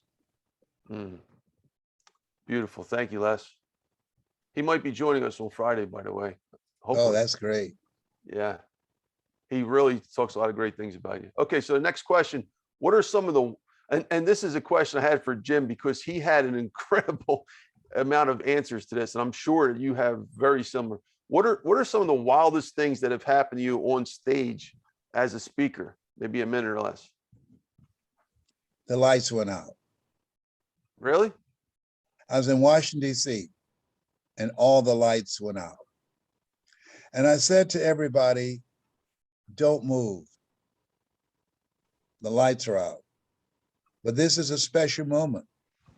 There's sometimes in this thing called life that you will get clobbered to such an extent that you lose consciousness. But I say to you, when life knocks you down, try and land on your back, because if you can look up, you can get up. I say to you that it really does not matter what happened just now. What matters most is how we deal with it. Elsie Robinson had a point. Things may happen around you and things may happen to you. And the only thing that really matters is what happens in you. And we don't need to panic. We know that at some point in time, someone is going to come up with a solution to get the lights back on. And in the meantime and in between time, let us stabilize ourselves. Let us stand strong inside of ourselves as I walk through the things that I want to share with you with the lights out, speaking to you in the darkness to elevate your vision of yourself so that we can ignite new light bulbs of opportunities and ideas in your mind. I did it for 45 minutes and nobody moved or went to the restroom. Wow. Les, I got a question for you though. How many pockets were pickpocketed during that 45 minutes? People are like, where's my wallet? Right. All right, thank you, Les. Appreciate it. Great response. Maybe what is the best way to deal with struggle? Maybe 3 tips, less than 1 minute. I mean, a lot of people are struggling right now. Don't focus on what has happened to you. I bought a home for my mother, the first home, and I didn't get a title search. And we went through foreclosure. And we had to move back to Liberty City, to the roach-infested house that I brought her out of. And I was feeling humiliated, standing in the back of the truck, unloading the truck. And neighbors asking, Mamie, are y'all back? Yes, Leslie didn't do a title search. And the house was foreclosed on. Wow, we're back. And I was crying and I had my head hanging low and feeling humiliated. And Mama came to the back of the truck. She said, Leslie? I said, yes, ma'am, Mama. Why are you crying, boy? I said, Mama, I feel so stupid and so dumb. I made a mistake. I didn't know what I was doing. She said, hold your head up, boy. And she put her hand under my chin and threw my head up. She said, hold your head up. We still have each other. Whoa.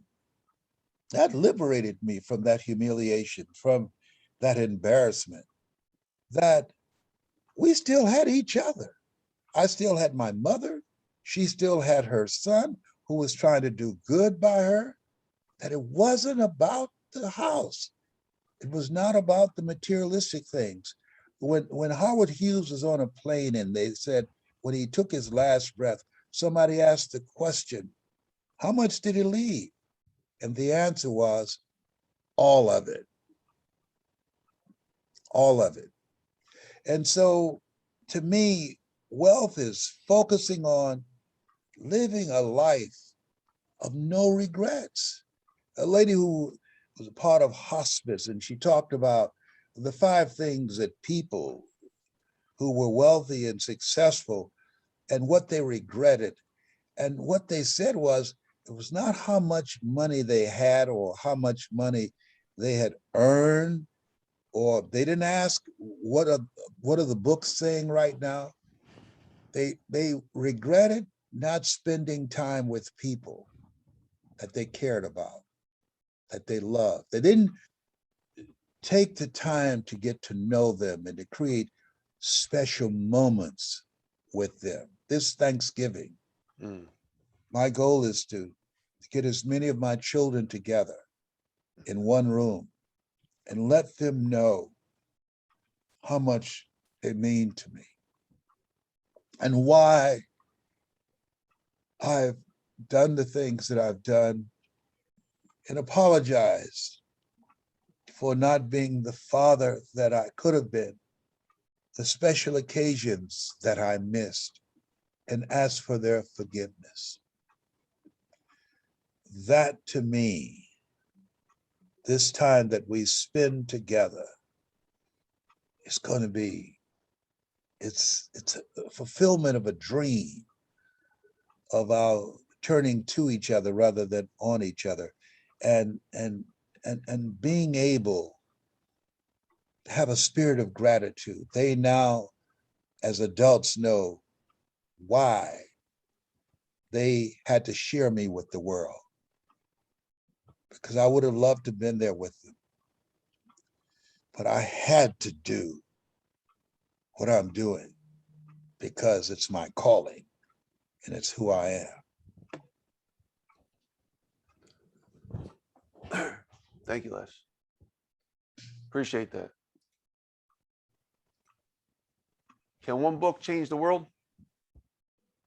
If those who read it get a glimpse of who they can be and apply it and execute and focus and put in the effort and the time and the energy and the sacrifice to manifest it first in themselves and then in others in the world.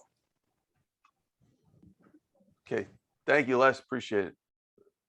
Great response. What role has networking played in your life? Maybe a minute or less. I practice what I encourage people to do. OQP, only quality people. Life is like an elevator. The higher you go up, you have to stop and let some people off. Look at the relationships in your life and ask yourself the question, what is this relationship doing to me? And work that net. Don't just network, work that net of people who know more than you, that you can learn from, that you can grow from. Dr. Dennis Kimbrough said, if you're the smartest one in your group, you need to get a new group. And constantly upgrade those relationships personally and professionally so that you can get a glimpse of who you are here to become and the work that you're supposed to do that hold you to a higher standard and accountability. That's beautiful, Les. I really like that analogy about the elevator, and that is really so true. You know, especially for those of us who started at the floor level.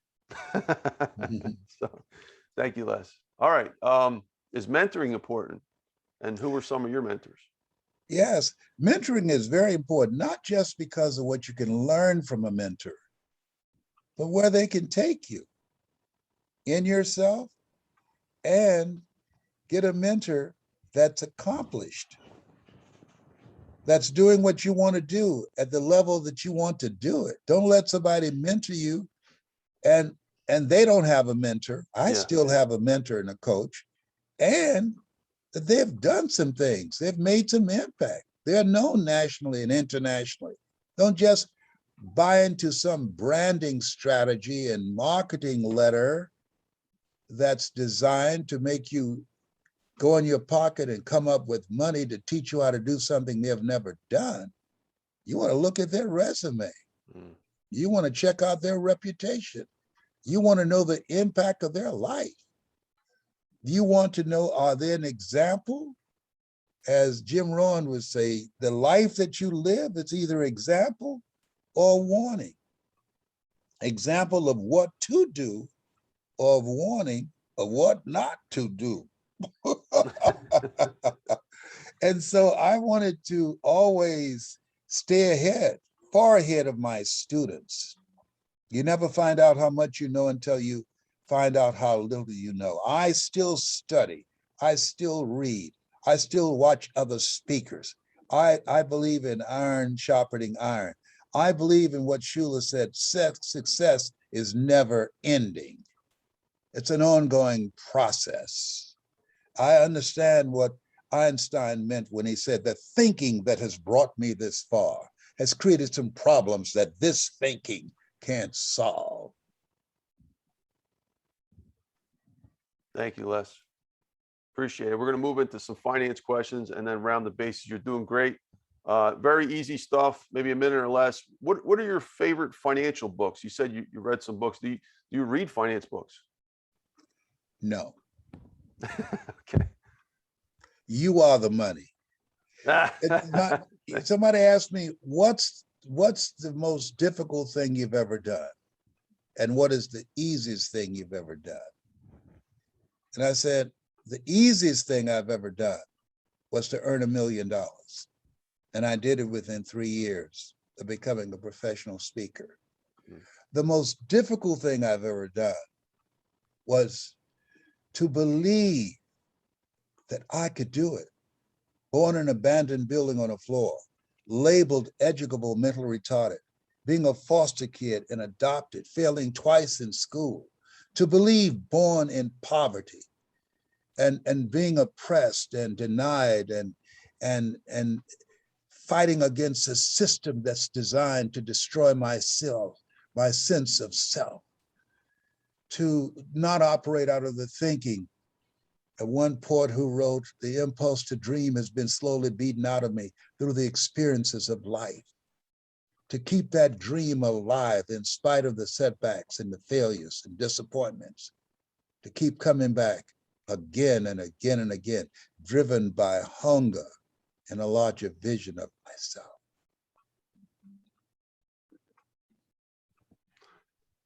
Thank you, Les.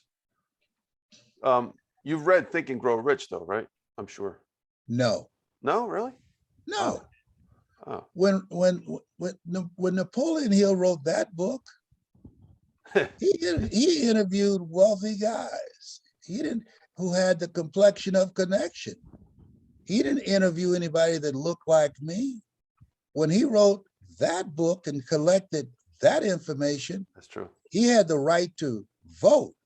I didn't have the right to vote. He could sit to the front of the bus. We'd get on a bus and pay the same amount of money. I would have to go to the back of the bus and he can sit in the front of the bus. A full belly man can't talk to a man with an empty stomach.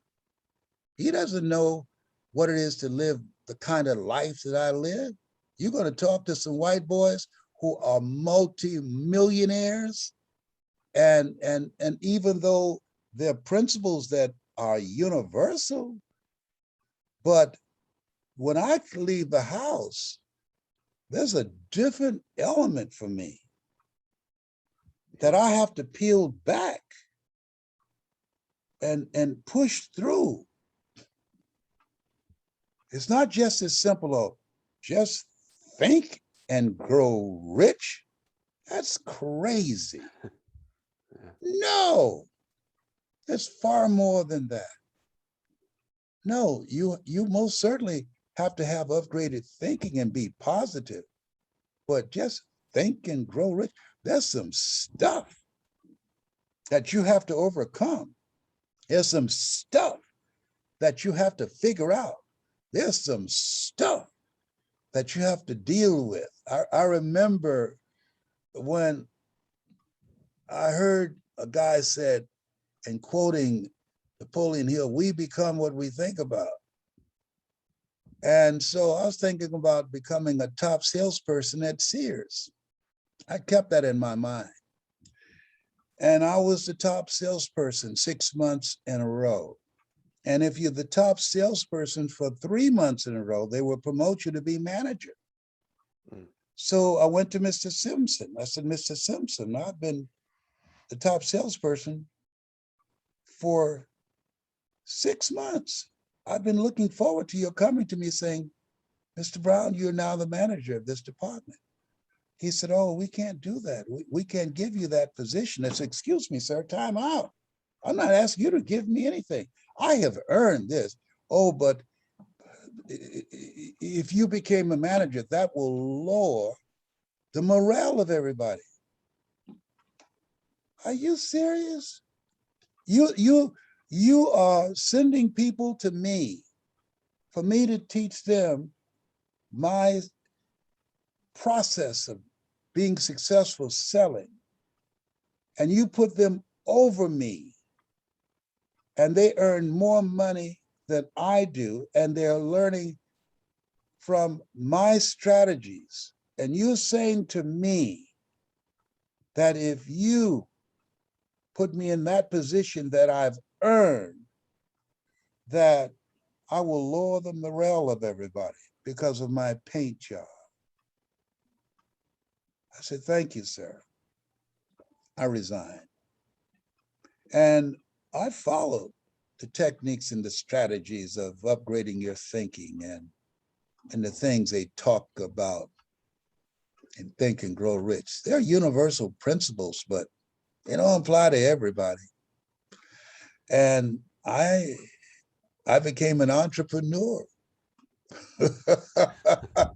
It gave birth to the entrepreneur in me. I said, you know what? I'm going to create my own job up in here. And I promoted myself manager and wrote my own check. Yes, you did. You did great at it too. So thank you, Les. Appreciate that. All right. So do we need money to survive? A minute or less.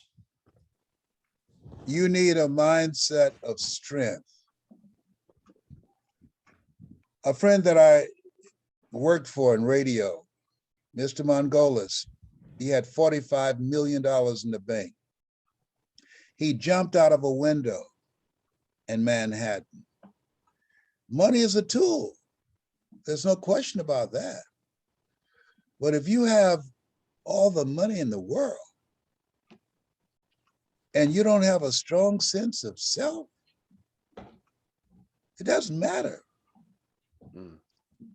It doesn't matter. We see people every day accumulate fortunes, people who win the lottery, and they lose it. I was with Evander Holyfield the other day. Evander's earned over $200 million. And he put himself in harm's way, getting in a ring with somebody that's young enough to be his son, and got knocked out through the ropes. What happened to that $200 million? People always ask. If your own sense of self is eclipsed beyond what you have become as a person, if you earn more money than you unconsciously feel that you are worth, you will unconsciously, remember that teleological missile, engage in self-destructive behavior and blow it all. We see entertainers do it. We see athletes do it. We see people do it all the time. No, you are the money. Money does not do that. You can make some impact with some money. Yeah. But if you don't have a grounding of who you are and have values and character, Lord, T.D. Jakes said that, don't let my talents take me where my character can't keep me. Strength of character is more important than wealth. You drop somebody off on this planet, you or me, and take everything we got and leave us there, we will come back. Why? Not because of the money, but because of who we are. We're going to come back. We're going to find a way. We will rebuild it. Walt Disney filed bankruptcy 7 times and had 2 nervous breakdowns. Walter P. Chrysler failed 51 times in the automobile industry. They called Henry Ford a ignoramus. No, money is overrated. But I say people who say money is the root of all evil, they just didn't have any. So if I paraphrase that, and by the way, I'm totally in agreement with you, but at a more basic level though, people with no money, you're looking at it from the angle of, all right, these rich guys, they got money. Of course, they don't, I call it a prosperity tipping point. They got more money than they need. But at a basic level, the way we were growing up, you and I, with no money, like do you need money for those kind of people? 80+% of the come population. on, absolutely, for healthcare, for quality education for yourself, for your children, for being able to contribute. I'm contributing to Savannah State College, where my grandmother, she graduated from, and they gave her an education, and she didn't have the money, and she held her hands out and said, these hands can work. In fact, people who are listening, I connected to my birth family. If you like to see it, I'll send you the video. He said, these hands can work. People find this video very inspiring. And so I'm contributing to that college. They had no idea that young lady who said these hands can work, and the professor sent her to the back of the line, and she came back again. And there was something about her that he let her enroll.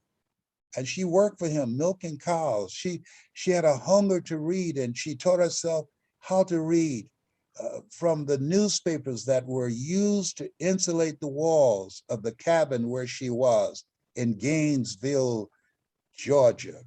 And when she graduated, working for him and other professors, she bought 200 acres of land at 50 cents an acre, because somebody like you gave her a shot. She didn't have the money, but somebody saw something in my grandmother. So now I'm raising funds for Savannah State College in her name, because somebody like you said, even though you don't have the money, but there's something that you got, that it factor, and I'm going to share your vision. And people who'd like to see it, they can email me at lesbrown77@gmail.com. Wait, you might not want to give your email away. You sure, Les? Oh, you already did. It's okay, lesbrown77@gmail.com. Yes, okay. Because it's just something that I think it's going to inspire people. Okay. Because I never thought that I would ever see a picture of my birth mother or father. I'm 77, man. Wow. When you see it, I'm going to have JB send it to you. You're going to say, wow. Yeah, it's going to knock me off my chair. Yeah, you're going to say, man, we got to bring him back again. We got to talk to him again. Anytime, Les, anytime. All right, thank you, Les. By the way, I'm sorry. I don't want you to think that's a very simple question, but in my field, there's a lot of people who still believe that you don't need money to survive. And I can't Oh, like that's teach. crazy. Yeah, You can't get the people with money live longer than people without money. thank you. Are you kidding me? You got to have money. It's a force. It's a tool to be used, and it's a representation of the value you bring to the planet. That's why learning is so very important. Having a ritual of learning something today that you did not know yesterday, having a mindset of living a life that makes who you are and what you do indispensable, having the hunger to be so good at what you do, you can't be ignored and people will pay you for it. Oh, it's very important.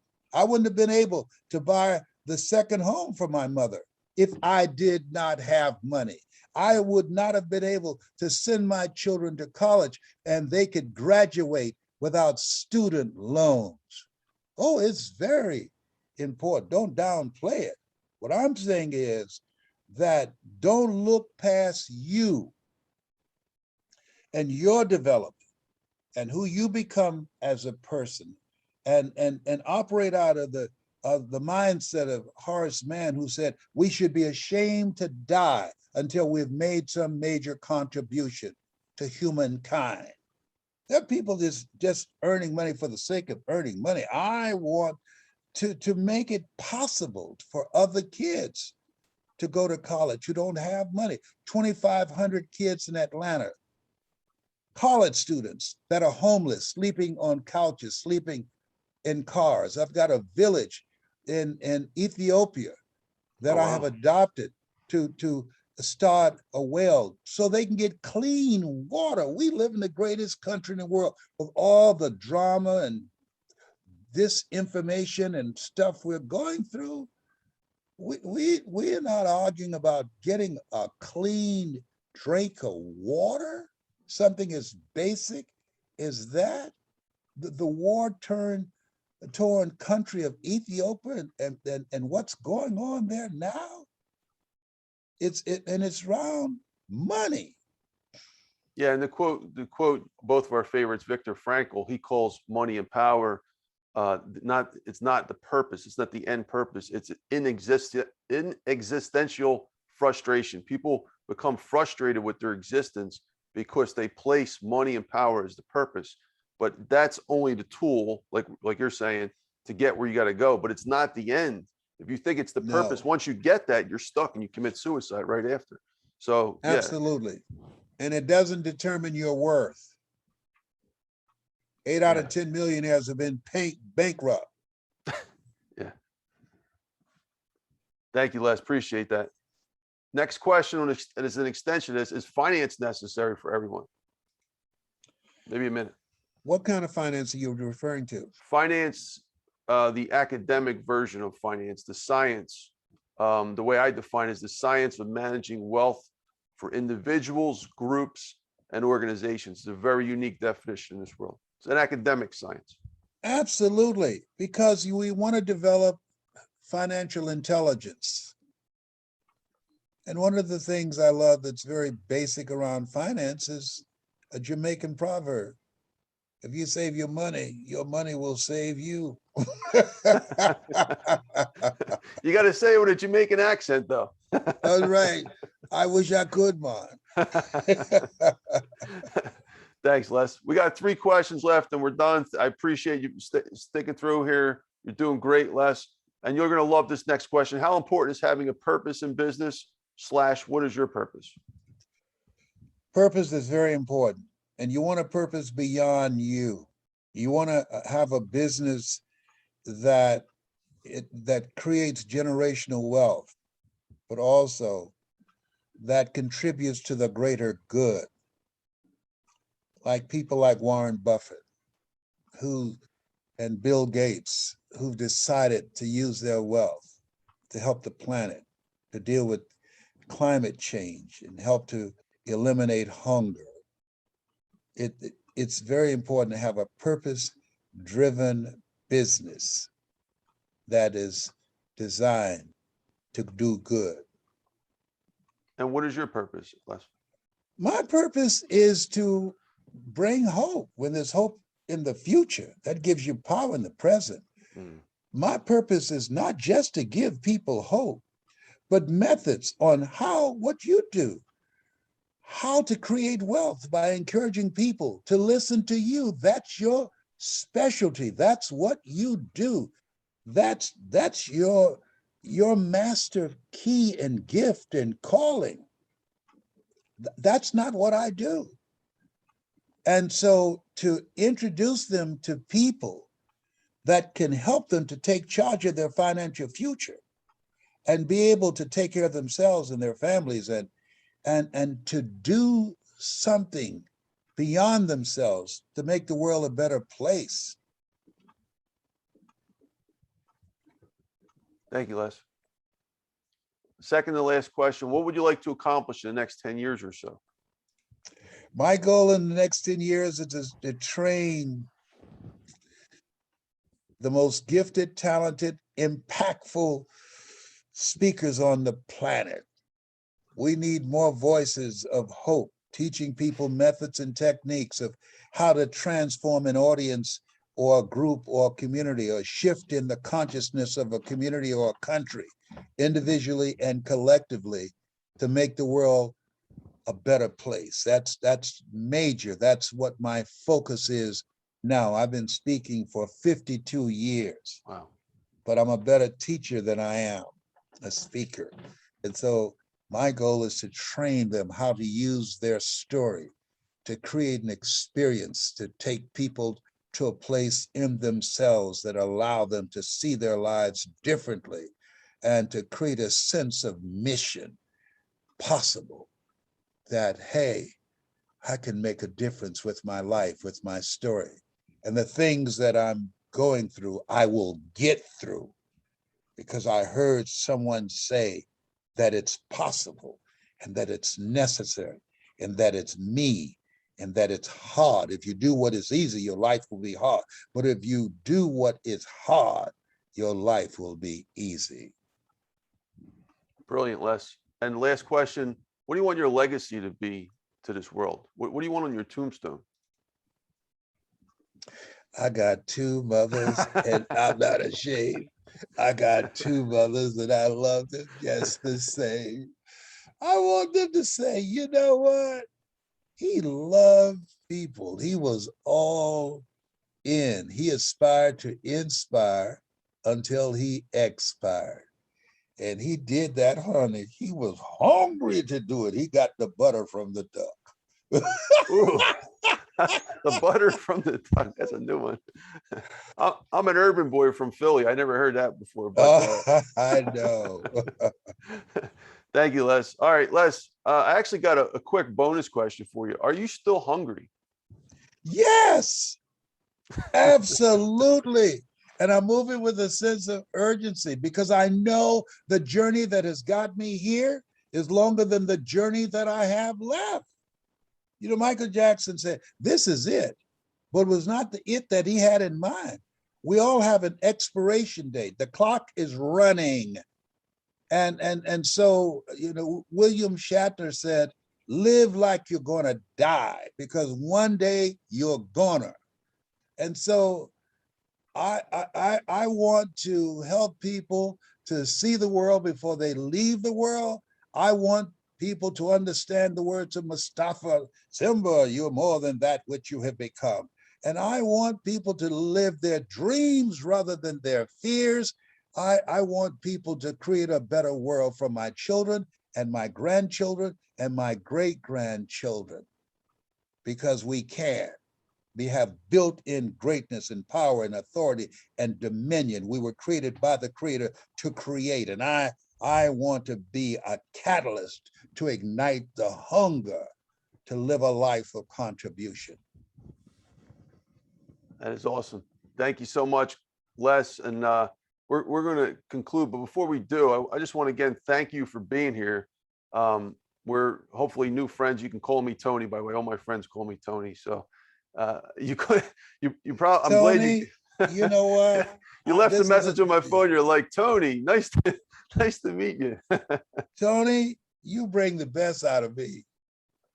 Tony, I'm giving you a virtual hug. I don't want to hug you Thank too you. long Same because here. you have to put a ring on it. But I'm giving you a special virtual hug. Thank you, Les. And by the way, folks, those listening here, Les is going to be on Clubhouse this Friday night. We're going to have an amazing, amazing night. I've heard Les on Clubhouse before. That's why I'm so honored to have him here. He knows what I can bring, and I know what he can bring together. I know this is going to be a very, very big room. So thanks again, Les, for coming on the show. And anything you'd like to promote or anything you'd like to talk about, I'm going to leave the floor to you. The stage is yours, Les. Well, I just like if anybody listening, they have a story or something they want to do, some impact they want to make with their lives, to live a life that will outlive them. I'm encouraging people, one, to ignite the hunger in you. This book is designed to help you to go to another level and put your success on steroids, and it will help you to live your story rather than just watch your story and take your story with you to the cemetery. And if you want some personal coaching of someone that can help you mouth your story and be able to make a greater impact, I'm your guy, Mrs. Mamie Brown's baby boy, and Dorothy Rucker's pride and joy, and my partner, J.B. Owens. She will help you to write your story. That's my story, and I'm sticking to it. That's awesome. All right, where could they find you, Les? You're all over social media. You got millions of people following you everywhere. I've checked you out already. But what's your website though? My website is lesbrown.com. And if they want personal coaching, they can reach out to coachmelesbrown.com. Coachmelesbrown.com. Coachmelesbrown.com, folks. Write that down. Oh, that's a rhyme. Yes. Coachmelesbrown.com. Write that down. I like that. Yeah. All right. Well, thank you, Les. All right, we're going to conclude now, folks. Thank you. This is Dr. Anthony Criniti IV, also known as Dr. Finance, and you've been watching the Dr. Finance Live podcast. And don't forget to follow, like, and subscribe. We got Les Brown here. Definitely follow him as well on his social media and check out his website. And here is the website for myself, drfinance.info. I'm going to be posting this podcast on my podcast page, as well as every podcast directory. And if I got Les Brown's permission, we're going to post it all over social media. And also, folks, real quick, just a little summary. So my first book, The Necessity of Finance, I wrote that over 10 years ago as a university professor to try to teach my students about finance and its importance. That's why it's called The Need for Finance, The Necessity of Finance. I then went on and wrote the most important lessons in economics and finance, 218 principles, time-tested throughout history, 2,000 years before, and hopefully 2,000 years from now, they'll still be running true. But the conclusions that I kept coming up with was about struggle and survival. Maybe that was my past kicking in, but I just wanted to, as a martial art practitioner, really explore this subject. So I wrote a crazy book called The Survival of the Richest, about 500 plus pages. And one of the main conclusions was that finance is actually an extension of survival. So check that book out, folks. If you're interested, start in that order so you can learn properly. But thanks again, folks. We're going to see you on the next episode. And thanks again, Les. I appreciate you being here. I appreciate you. Thank you so much. I really appreciate you. Oh, thank you, Les. Les, if you can hang in there just 1 second as I close out, I just want to say hi afterwards. So thank you, folks, and we'll see you again. Bye-bye now.